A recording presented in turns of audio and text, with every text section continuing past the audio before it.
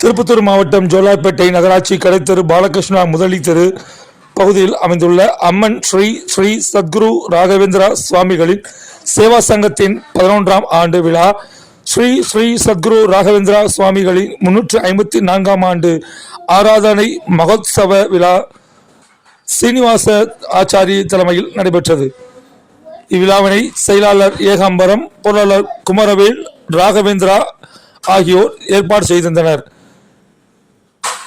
காலை 10 மணி முதல் தொடங்கிய இந்த சிறப்பு பூஜையானது பகல் 2 மணி வரை தொடர்ந்து நீடித்தது.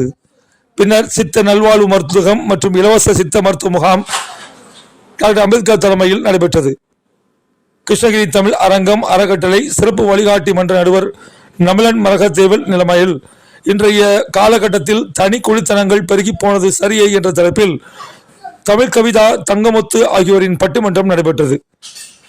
பக்த கோடிகளுக்கு அன்னாரம் பழையப்பேட்டை சப்ராயன், ஜோலார்பேட்டை பாலகிருஷ்ணா தெரு ஐயாமேனி, அம்சமேனி குணசேகரன் குடும்பத்தினர் வழங்கினர்.